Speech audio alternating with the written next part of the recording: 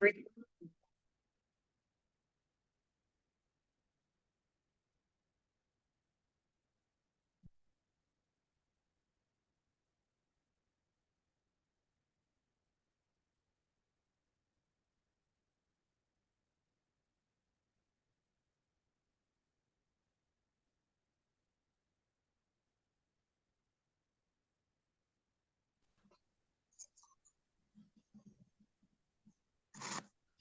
Hola tal, profe? Lucas, ¿cómo va? Hola.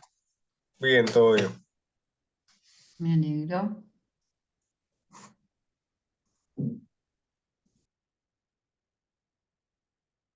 Mm.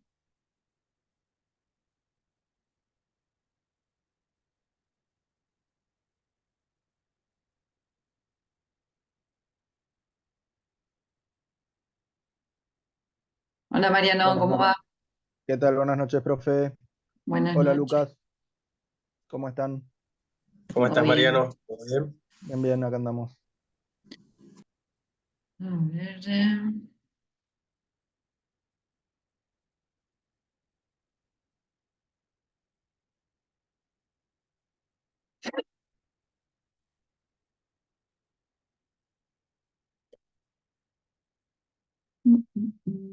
mientras voy abriendo las cosas para pasar la lista y eso.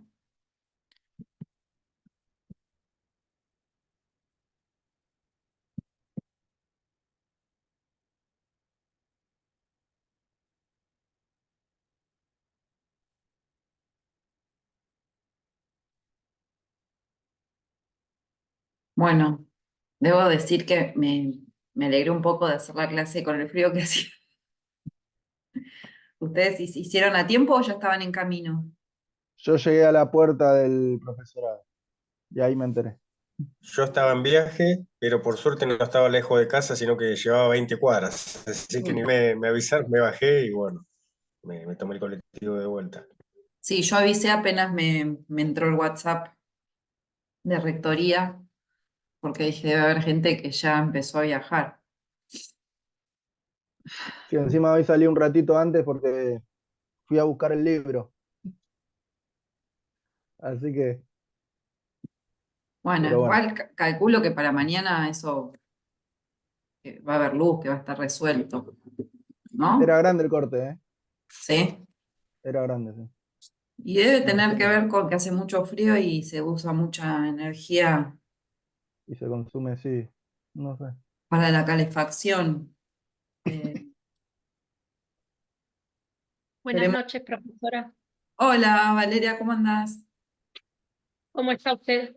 Bien, gracias. Ah, ¿Vos, Valeria, ya habías salido o...? estaba en la combi, pero no había salido de La Plata. Así que me bajé y me volví. Sí, yo pensé en vos, dije, ay, ella viene de re lejos. Quizás ya está re Eh, a mitad de camino.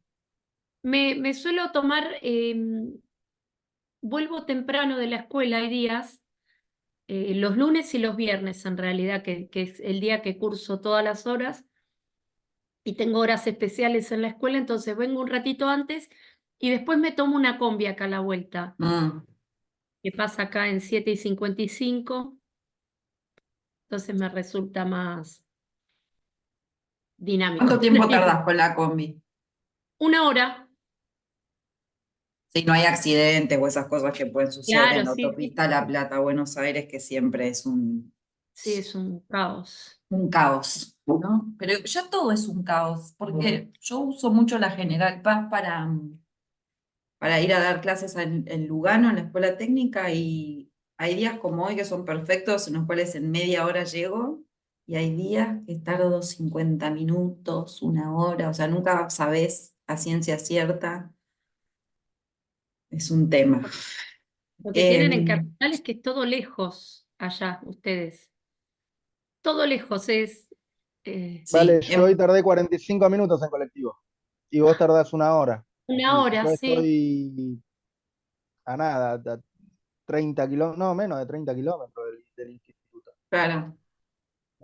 Sí, Claro. también donde hay más accesos o no. Obviamente, digo, la, Yo muchos años trabajé por zona norte, en Olivos, igual cerca, y siempre lo que pensaba era la ciudad y el conurbano, qué sé yo, está toda diseñada, obviamente, en los lugares más caros es más fácil acceder, tenés 500 opciones de tipo zona norte, puedes ir o por la Panamericana, o puedes ir por Cabildo, Maipú Derecho, o puedes ir todo por Libertador, digo, hay, cuando vas cerca, ¿no? Digo, hasta San Isidro, tipo, si la Panamericana está explotada, bueno, te vas por Libertador, te vas por Coso, digo, pero Sí, o Baitín también. para el resto no es así. Hola Jessica, hola Cassandra, ¿cómo andan? Hola, profe, buenas noches, ¿cómo está?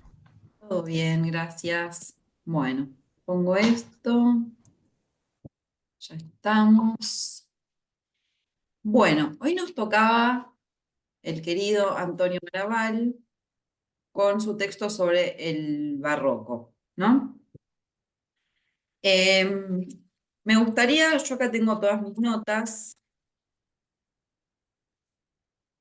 em, pero me gustaría, me parece que estaría bueno que le dedicáramos un momentito antes de que yo empiece a hablar sin parar, em, en agarrar mi texto, mi Maraval.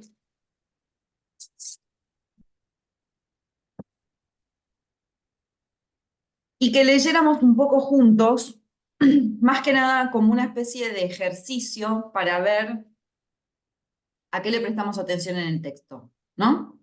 Porque si bien este es un texto un poco largo, ¿cuántas páginas son? 461, sí, tiene 40 páginas, más o menos, un poco menos de 40 páginas. Em, Mi resumen, por ejemplo, tiene 1, 2, 3, 4 carillas, ¿no? Digo, la idea de sacar las ideas principales, sacar lo que nos interesa, evitar cuando repite o cuando pone ejemplos que nos resultan, que no son de nuestro interés y demás. Entonces, si están de acuerdo, yo le dedicaría un ratito a que leamos juntos una parte del texto y yo después, pues si no, no vamos a llegar a leer todo el texto juntos. Y yo después repongo y coso, ¿no? Como para Bien. hacer un poquito ese ejercicio que siempre sirve. Lo que sí les voy a pedir es, ¿tienen el texto? ¿Sí? Sí, Sí. profesora. Bien, nos podemos, yo también leo, pero nos podemos ir entre todos leyendo de a pedazos porque yo estoy empezando a tener tos. Acabo de cortar jengibre para hacerme un té, pero todavía no llegué. Hoy di clase, bueno, mañana de nuevo con ustedes, entonces no sé qué va a ser de mí. Esperemos que nada, que sea solo un poquito de frío. Bien, si quieren empiezo yo. Em, un esquema conceptual de la cultura barroca. Ya me parece interesante que pensemos que va a ser un esquema de conceptos. Esto nos sirve porque no es un tipo que se va a ir mucho por las ramas, ni que va a ser un texto que vos decís por dónde lo engancho. Es bastante claro. Maraval es uno como de los grandes críticos y analistas de la cultura española, de la cultura europea, ¿sí? Y sobre todo lo que es Renacimiento, Barroco, el tipo sabe un montón. Antes había estado un poco mirando, o sea, murió en 1986, o sea, él estuvo activo en el siglo XX, y yo no sabía, pero miré la Wikipedia más temprano y salió que era franquista, lo cual me dio mucha tristeza, pero bueno, separamos al autor de la obra. En este caso, como en tantos otros. Bien. De la experiencia por la que las mentes europeas pasaron durante la etapa de los ideales humanistas, tal como estos se entienden, de Bruni, de Avives, de Erasmo a Montaigne, quedó un acuciante interés por el estudio del humano. Esta inclinación no está apoyada en una incondicionada preocupación intelectual, sino que depende de las circunstancias de la crisis social económica que enmarca el siglo XVII.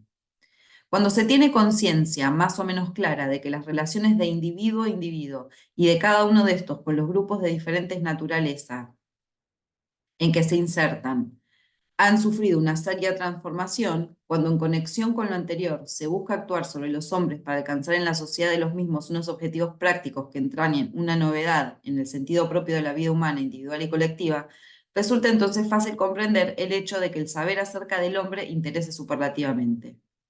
Ese saber, desde tales supuestos, se presenta bajo una forma distinta de la que asumía en la filosofía, así como en la moral y en la política de los siglos medievales bajo la cultura escolástica. Yo de acá lo que saco en limpio es siglo XVII, entonces está marcado por una crisis social y económica, y eso trae consecuencias que hacen muy importante que tengamos una perspectiva humanista, ¿no? De ver, Sí. sobre lo que pasaba en ese momento, ya que ese rasgo humanista es el que lo diferencia de la Edad Media, los siglos medievales, dice él, porque en la Edad Media se encontraba bajo la cultura escolástica. Y ahora se acuerdan de esto, igual nosotros ya lo vimos, hay un corrimiento desde una cuestión ligada del pensamiento, del arte y de la filosofía ligada a esquemas religiosos, hacia un pensamiento más centrado en el ser humano. Bueno, esta cita en francés, yo no sé mucho francés, a ver, la vraie science, la vraie étude de l'homme, c'est l'homme. La verdadera ciencia y el verdadero estudio del hombre es el hombre, escribe Jargon, enunciando una manera general de ver. Es este un principio de antropocentrismo que, desde la teología a la moral, desde la psicología a la política, informa todo el pensamiento del barroco. Su presencia en el arte es bien patente. Se estudia el hombre partiendo de él. Esta es la vía que pensadores renacentistas han enseñado, Vives, Gómez Pereira, Huarte de San Juan, etc. ¿No? Entonces acá lo tenemos ya directamente, la idea del antropocentrismo, ¿no? Que es lo que va a dominar la visión de mundo del barroco. Naturaleza, averiguar, pretendo quién soy. Empezamos leyendo en una canción de tono filosófico de Enríquez Gómez. Se le estudia en múltiples campos a ese microcosmos que viene a ser el hombre. El tópico del microcosmos sirve ahora para subrayar el carácter autónomo que se le reconoce. Y finalmente se quiere conocerlo para operar sobre él, para manipularlo, ya que ni el hombre ni la sociedad son siempre iguales, y por lo menos en ciertos aspectos se pueden cambiar, ya que en consecuencia son reformables. Hay que penetrar en su conocimiento para rehacerlos, en la medida en que esto se considera que está al alcance de quien los conoce en su interna construcción. Puesto que uno mismo puede estar interesado en rehacerse a sí mismo, a fin de lograr los mejores resultados en su vida, el saber del hombre es saber de sí mismo y de los demás. Comience por sí mismo el discreto a saber sabiéndose, escribe Gracián. Bien, yo de acá lo que sacaría, lo que me parece más importante, es que esta idea sobre el estudio del hombre, sobre tener una perspectiva humanista, también lo que abre es la capacidad de la manipulación y la operación sobre el hombre y las sociedades. Porque digamos, si antes uno estaba pensando desde un punto de vista religioso, la idea de cambio, de operación, de manipulación, no era tan posible, ¿verdad? Porque las cosas estaban dadas de cierta manera y eran más bien de carácter inmutable. Entonces, todo este humanismo, lo que él viene a decir, en relación a lo barroco, va a tener que ver con una cuestión a veces también del orden de la manipulación.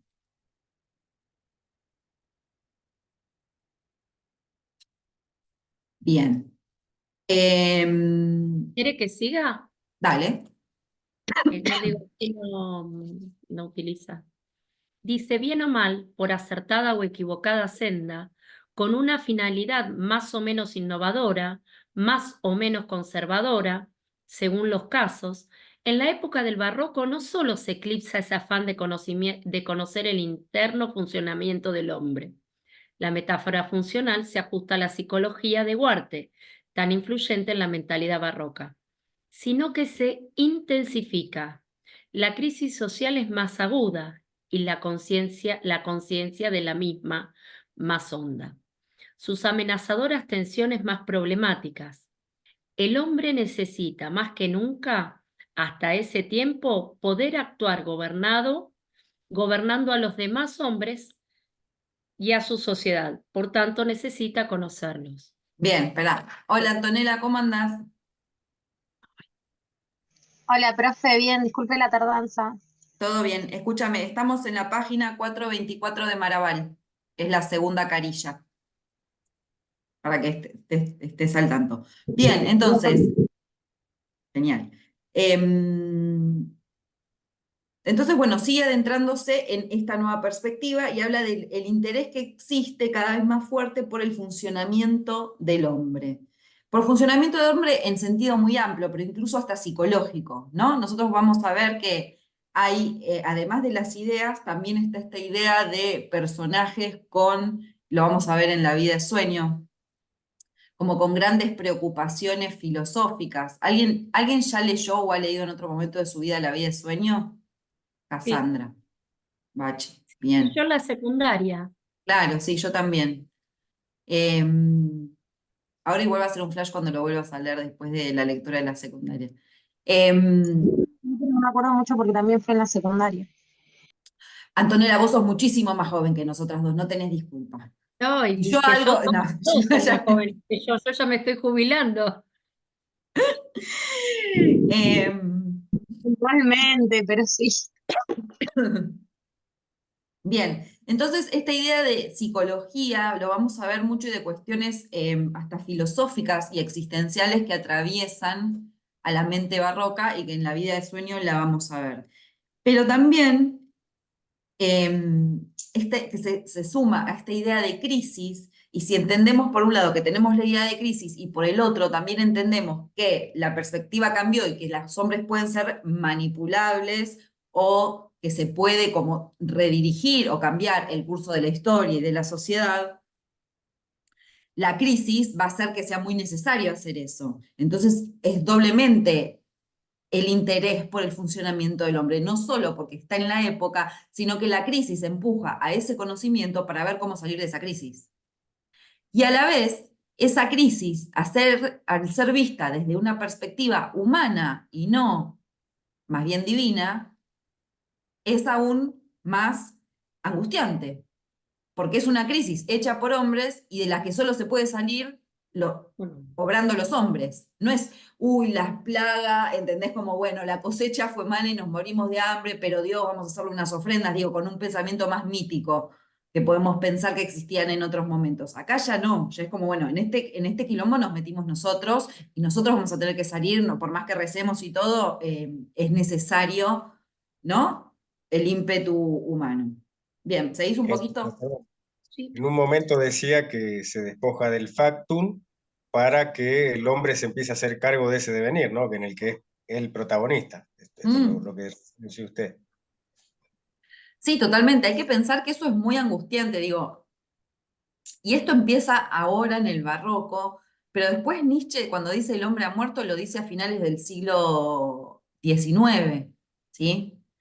Eh, y yo veo que hay un proceso entre esta mirada que aporta la cultura barroca en la historia de las ideas, hasta cuando llegamos al momento, fines del XIX, que Nietzsche dice Dios ha muerto, y lo que en realidad está diciendo es la humanidad está huérfana, porque sus sistemas y sus paradigmas de creencias, mucho más atados con una vida espiritual religiosa, se encuentra ahora vilipendiada, porque la iglesia cada vez y las religiones organizadas cada vez retroceden más y la ciencia avanza más y todo lo que tiene una impronta humanista avanza más, entonces a la vez es angustiante, porque es como, bueno, yo antes tenía un paradigma que me decía qué estaba bien, qué estaba mal, qué podía hacer, qué no podía hacer, y que si yo hacía todas las cosas bien, iba a ir al cielo, básicamente, por decirlo de manera medio boluda, ¿no?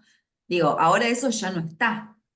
Entonces, ¿qué es lo moral? ¿Qué es moral? ¿Qué es amoral? ¿Estoy haciendo el bien? ¿Estoy haciendo el mal? ¿Importa? Si yo hago el mal y me cago en todo el mundo, pero a mí me va bien, ¿cuál es mi problema? Si yo ya no estoy pensando en el cielo, en el infierno, o no tengo ese tipo, ¿no? Como de cuestiones encima. Digo, y eso, y me adelanto profundamente, pero no importa, digo, eso en el siglo XX se puso en juego de una forma tremenda, porque tenemos todas las guerras en Europa, tenemos el nazismo con todo lo que sabemos que fueron los campos de concentración, digo, ¿no? Es como que se abrió ahí una válvula donde eso empezó a jugar de forma muy fuerte y generó muchos resquebrajamientos psíquicos como a nivel de, socialmente, digo, ¿no? muertes espantosas, maquinarias de muerte espantosas. Ya la Primera Guerra había sido una carnicería, la Segunda es un desastre, lo que pasa en España, lo que pasa en Italia, lo que pasa en Rusia. Digo, entonces, todo esto yo creo que se viene, yo no soy historiadora, ¿no? Pero se viene gestando con estas nuevas formas de pensamiento, ¿no? Como que el humanismo después también muestra su cara más despiadada. Eh, y la empresa más grande que el humanismo, que los humanos empezamos a hacer desde el siglo XVIII hasta el siglo XX es el avance científico y tecnológico.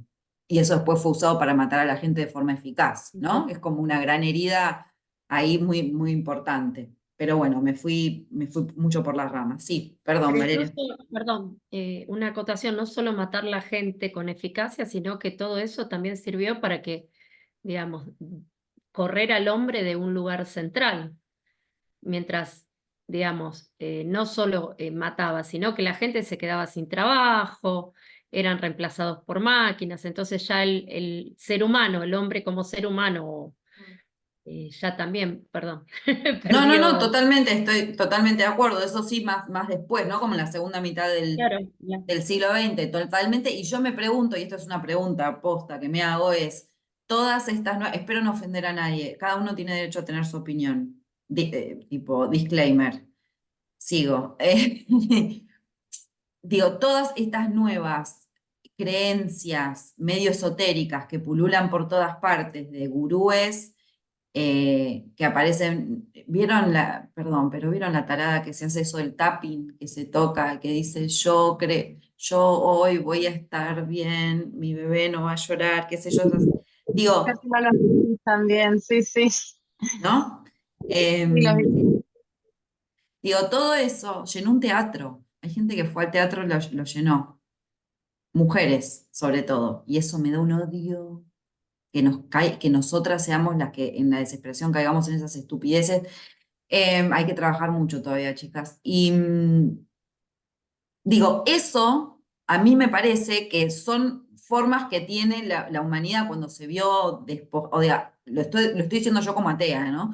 Pero cuando todo eso ha caído, cuando esos paradigmas que en un punto te hacían, si bien eran muy castradores, si bien eran implacables, pero en un punto te daban un marco, ¿no? De existencia espiritual que ahora ya no tenemos, porque todo es un capitalismo que arrasa con todo y uno no tiene, es cada vez más difícil generar espacios que tengan que ver con lo espiritual, con cuestiones que no tengan que ver con la transacción, con el vivir el día a día y ese tipo de cuestiones. Y bueno, empiezan a surgir estas estupideces de que si te golpeas la cara y decís, yo hoy me voy a ir bárbaro, no Pero sé, las mujeres con plata son las que van a esos lugares, las que consumen eso. La gente pobre, ¿dónde va? Yo tampoco quiero ofender a nadie, pero va a la iglesia evangelista. también. Digo, el de plata, el que puede pagar, va a esa estupidez de eso. El pobre va a la Sí. iglesia evangelista buscando. Sí, sí, puede ser Mientras- también. Sí, digo, y con un montón de cuestiones, digo, a mí perdón, Antonella, que se cortaba y no te escuchaba, sí, Igual lo que dice usted, profe, todo lucra, porque a pesar de que el pobre, como dice Vicky, va a la iglesia evangelista, la iglesia evangelista, hasta donde yo sabía en un punto, te pide el diezmo, que es el 10% de tu sueldo todos los meses. O sea, todo es un lucro hoy en día, no existe la fe exactamente. sana, por así decirlo. En todas partes es por plata. Sí, eso es tremendo. Bueno, nosotros, por eso hay que leer el Lazarillo de Tormes, que él ya se reía ahí de las bulas que tiraba, andaba revoleando de un lado para el otro, que lo vimos. Digo, es más viejo que la idea de poner guita en pos de un bienestar espiritual. Y bueno, estamos como en una encerrona en este momento, creo yo, de la humanidad, donde sí, están esas opciones y no logramos darle como una salida a como esa necesidad espiritual que tenemos, pero no porque somos malos o tontos o lo que sea, sino que digo, bueno, la vida está tan arrasada por lo inmediato, por pagar el alquiler, por comer, por comprarte un par de zapatillas o lo que sea, que bueno, ¿qué espacio te queda de creación de cosas que sean profundamente humanas y que sean profundamente, que te atraviesen en otro nivel que no tenga que ver en tanto consumidor? ¿No? Digo, estamos solamente constituidos como sujetos del consumo, no somos sujetos no somos sujetos de muchas otras cosas, ¿no? Entonces, pero bueno, bien, sigamos, dale. Bien. Esta necesidad en la que se halla inspira una visión del ser mismo del hombre ajustado a ella. Esto es, la época del barroco ve al hombre de una manera nueva, que es la que resulta adecuada a lo que con el hombre se requiere hacer. Así es como el interés presionante por los aspectos sociales y funcionales del humano lleva a una estimación de experiencia de la vida. Y el valor de esta acrece porque esa vida no se considera como algo incambiable desde su arranque. Siempre igual, ya hecha y fija desde el individuo que la vive, aparece instalada en el mundo y en la sociedad. No se la considera como un factum, sino como un proceso, un fieri, un hacerse. Bien, acá está lo que decía Lucas, ¿no? Entonces, esta idea de esto lleva entonces a una importancia por la experiencia, ¿sí? Y a la vez la idea de que la vida no es algo cerrado, no es un factum, no es un hecho, sino que es un proceso, un devenir. Bien. Dice, quizá habría que decir que toda realidad posee esa condición de no estar hecha, de no haberse acabado, lo que nos facilita, sin duda, comprender ese nuevo gusto barroco por los versos de palabras cortadas, por la pintura inacabada, por la arquitectura que elude sus precisos contornos, por la literatura emblemática que requiere dejar al lector terminar por su cuenta el desarrollo de un pensamiento. El que contempla un cuadro o lee unas empresas o sigue con su mirada las líneas de un edificio, etc., tiene que colaborar en acabar la obra, o cuando menos su vivienda propia de esa obra. De la misma manera, el hombre, que es el hombre singular, individual, tiene que ir haciéndose a sí mismo. No se nace hecho, dice Gracián, y con ello queda afirmada la fundamental condición de la plasticidad o maleabilidad del hombre, quien por hallarse siempre en un proceso de realización puede actuar sobre sí mismo y pueden actuar los demás sobre él configuradoramente. Bien, genial. Este creo que tiene un montón de ideas que nos resultan de interés a nosotros para la literatura. O sea, la idea de que no solo el hombre, sino que la realidad no está hecha, ¿no? Vamos un paso más filosófico, más profundo. Bueno, no solo nosotros estamos en proceso, sino que si nosotros estamos en proceso y nosotros somos lo que construimos la realidad tampoco está hecha y la tenemos que construir. Y me parece que está bueno acá cuando ilumina con ejemplos en el arte y en la cultura, ¿no? Dice, bueno, ¿qué es lo que siempre les pido a ustedes que tenemos que hacer cuando analizamos un texto? Y decimos, bueno, en el texto se presenta una sensación de incertidumbre y qué sé yo. Bueno, ¿en qué aspectos formales del texto vemos eso? No solo en que diga que hay una incertidumbre, no sé, hay vacilaciones, hay muchos puntos suspensivos. Bueno, acá con el tema esto de algo que no está acabado, él pone el ejemplo de palabras cortadas, pinturas inacabadas, arquitecturas que no tienen contornos precisos, la literatura que es tan emblemática o tiene un grado de dificultad que hace que sea necesario que el lector termine de acabar de darle a un sentido, ¿no? Y de ahí salta a la idea esta de que el hombre tiene que ir haciéndose a sí mismo, por lo tanto el hombre es plástico, es maleable, y no solo se tiene que hacer a sí mismo, sino que eso permite que pueda hacer a los otros, influir en los otros, ¿no? Entonces tiene una... Y ahí es interesante porque el hombre además tiene una potencia configuradora del mundo, de la realidad, de los otros y de sí mismo. Bien. Digo, por ahí esto a nosotros no nos suena tanto porque ya vivimos medio en esa, pero digo, esto es como una gran diferencia a cómo se venía pensando antes, ¿no? Bien. Dice, y una frase que marca es que no se nace hecho. Ujú. Nada. Sí. Dice, hay que hacerse la vida y por tanto importa saber hacerse la vida. Esto es lo que representa una obra como la de Gracián, y en ello se da su más radical significación, el paso de una moral a una preceptiva de la conducta. Digamos simplemente a una práctica que sería impropio llamar una ciencia des moerus, no sé qué es, Ahora me voy a fijar porque yo tampoco. al Moeus. estilo de los positivistas decimonómicos, pero que sí podemos llamar Moralidad. moralidad, está. Perdón, pero que sí podemos llamar un arte de la conducta, dando a la palabra arte su valor de técnica. No obstante, existe hasta tal punto una aproximación a este último, que es el barroco pascal, en quien la expresión Sciences des Moreus se encuentra quizá por primera vez. Y Bien, ahora, sí. sí.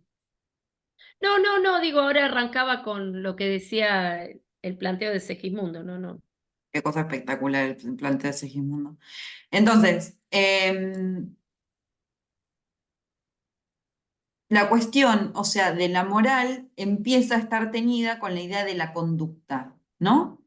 Y que es interesante si lo pensamos como estos dos sustantivos, moral y conducta. La moral es algo que pareciera ya algo prescriptivo, que ya existe. Esto es moral, esto no es moral. En cambio, la conducta claramente tiene el carácter de proceso, ¿no? Porque las conductas cambian. Entonces ahí podemos ver que hay un juego entre un sustantivo que tiene que ver con la fijación, ¿no? Con lo que no cambia, y por el otro lado, la idea de conducta que tiene que ver con un proceso y con lo que sí es cambiable. Digo, uno no discute ciertas cuestiones que son consideradas morales o inmorales en su época, aunque después en otras épocas cambien, pero digo, en el momento en que vive uno, digo, bueno, sí, esto es inmoral robar, o sea, no te vas a poner a discutir si se puede ser robo, digo, cosas así. En cambio, la idea de conducta nos lleva de nuevo a esta perspectiva que tiene que ver con el proceso. Sí. El soliloquio tan conocido de Segismundo le lleva al planteamiento de esta interrogación general que inquieta a la mente barroca. ¿Qué es la vida? Experimentar, Frenesí. conocer. ¿Qué es la vida? Un frenesí. Experimentar, conocer, hacer la vida objeto final de toda escrutación. Esta es una de las preocupaciones de los hombres del siglo XVII. Sencillamente, porque hay que hacerse la vida. No se es algo acabado, sino un hacerse. El mismo Gracián ofrece al lector una obra, su obra plena y definitiva, el Criticón, que es, le dice, el curso de tu vida, un discurso, con lo cual tenemos puesto de manifiesto el interés por ese modo de ser que el hombre tiene y que es su vida, el carácter sucesivo de esta, su condición de tarea a realizar reflexivamente. El hombre barroco avanza por la senda de su vivir, cargado de la necesidad problemática y en consecuencia dramática de atender a sí mismo, a los demás, a la sociedad, a las cosas. El hombre barroco es, por excelencia, el hombre atento, dicho sea con esa palabra muy gracianesca, con todo ese contorno que le rodea, cuya relación con él será decisiva. Tiene que hacerse su vida y ésta resultará de la atención que ponga en ello. Crece el camino y crece a mi cuidado. Dice el verso del Fernando Herrera, en Góngora, en Lope, en Villamediana, y con mucha más fuerza en Quevedo, la idea de cuidado se repite insistentemente. Enrique Gómez se llama a sí mismo, en tanto que humano, pasajero del cuidado. Viendo su existencia embarcada en él, no tendrá una idea así, desde luego, según sostiene Bosler, ni el carácter de cavilación religiosa, ni de inmersión mística, ni de propia convicción filosófica, pero revela, sí, la inquieta preocupación del que cada paso tiene que hacerse a sí mismo, y correlativamente va haciendo su mundo con él, en un ejercicio constante de la elección, la cual es servidumbre y grandeza del humano existir. ¿Sigo? ¿Quiere agarrar a alguien la...? No, yo por si Ah, quería Yo, acotar si algo. querés, vale, sigo. Bueno, sí. Dale, Si Mariano, querés. sí. ¿Sí? Sí. No hay perfección donde no hay elección, afirma Gracián. Elección es libertad, o mejor dicho, es la versión de la libertad propia del hombre moderno. Por eso, clamaría todavía contra ella el arcaizante Donoso Cortés. En ella coinciden los teólogos jesuitas y Descartes. Sin tener en cuenta lo que significa en el pensamiento barroco, por muy trivializada que descubramos a veces tal idea, no es posible entender la obra de Lope o de Calderón, en la Dorotea o en la Vida de Sueño, se encuentran declaraciones centrales sobre el tema. Cuando la libertad política o social se reducen o anulan, aparece intensificado ese sentimiento de la libertad interior que el hombre del 17 afirma como libertad de elección. Ahora bien, si se elige, quiere decirse, no solo que hay varias cosas entre las que optar, sino que pueden y han de quedar diferentes las cosas después de la elección. Elige hace en parte su mundo. Ello confiere un valor decisivo a que el hombre conozca ese carácter electivo que hace de sí mismo un hacerse y de la sociedad un resultado de innumerables ejercicios de elección. Como muestra de lo que psicológica y moralmente representa esta actitud de elección en la mente de la época, piénsese en el papel de la imagen de la bifurcación que César ha puesto de relieve en los ejercicios ignacianos. Ella es el símbolo elemental y constante de la opción, ante la que el hombre barroco ve emplazada su existencia a cada instante. En lógica derivación, se ha de dar relevante importancia en tal planeamiento a la conveniencia y aún necesidad de que se dé a conocer al hombre lo que su elección significa y las posibilidades que ante ella se abren. Tanta diferencia e importancia puede caber en el cómo, pondera Gracián. El cómo es, en último término, la puesta en práctica de la elección. Bien, entonces acá se va a dar algo interesante. Se dan cuenta que, sí, o sea, que el texto tiene una idea de esquema, porque empieza con una idea y la va anudando, ¿no? Con otras. Empezamos con esta cuestión de la perspectiva humanista y de eso vamos hilando distintos conceptos. Acá entonces me parece lo más importante es la idea de elección, ¿no? Entonces, si el hombre tiene que hacerse a sí mismo, si el mundo está para hacerse también y se puede cambiar o modificar, la idea de elección es la otra que aparece. ¿Cuáles son las elecciones que yo hago y hacia dónde me llevan? Y estar constantemente pensando sobre qué elecciones. Y eso hace que sea también el nombre del barroco, un nombre más autorreflexivo, ¿no? Porque uno tiene que estar pensando constantemente qué hacer, cómo hacerlo, por qué hacerlo, etcétera, ¿no? Y esta idea del cómo que él señala acá al final. Tanta diferencia de importancia puede caber como en el cómo lograr ciertas cosas, cuáles son las elecciones que me llevan o no a tal lugar. Bien. Esa atención al humano que absorbe a la mente barroca se traduce, pues, en un estudio del curso de la experiencia, la cual no posee la estructura de un saber universal, aunque en última instancia, tal es el caso de las leyes físicas, sea un saber universalizable. El arte barroco nos da los resultados de una observación singularizadora del ser humano. Por eso Rivera o Rembrandt van a buscar el testimonio, transformando por ellos en documentástico de personas envejecidas, en cuyos cuerpos eso de la vida tiene bien visible acción individualizadora. Simmel señalaba el apartamiento del arte de Rembrandt, del universal, de los fenómenos y su máxima elaboración de lo individual. La individualización de la experiencia pocos la han llevado al punto como Velázquez. Como Velázquez pretende captar lo que un individuo, el Velázquez pintor, ha vivido de un objeto, de otra persona, que le han aparecido ante su vista. Alguna vez he dicho que la obra de Velázquez es una pintura en primera persona. Esto se corresponde perfectamente con el cambio de la noción de experiencia en el Renacimiento, que ve el mundo fenoménico como manifestación o reflejo de una realidad objetiva, y en el Barroco, para el cual la experiencia es traducción de una visión interior. Bueno, esto en inglés. The world The that I world regard that... is myself significa el mundo que miro, que contemplo, es yo mismo. Bueno, esto es dice un pasaje de Brown. Warnke, que ha llamado la atención sobre este punto, ha hecho observar la preocupación obsesiva por el carácter contradictorio de la experiencia en el barroco. Recordemos que una de las objeciones que los antimaquiavelistas barrocos